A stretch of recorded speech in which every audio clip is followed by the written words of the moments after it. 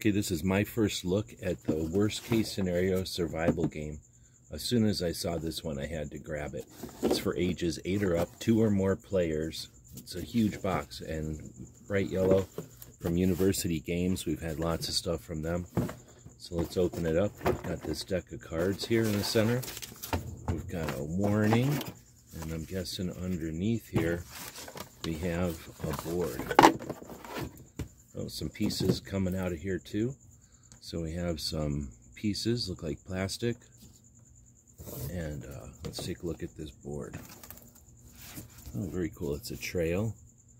We've got mountains, forest, jungle, the desert. Nice.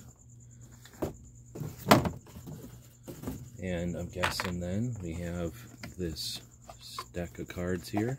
Nice. You can use the box as probably the discard pile. And this is the meat of the game here. Well, there's answers and questions on both sides. Answers down below. How to differentiate the common cold from allergies. Nice. How to retain fluids in the desert. Cool. How to recognize typhoid fever. These are neat. There are a lot of questions in this one. And there's a board. This one looks like it's going to be a lot of fun. We'll play this one. And hope this helps.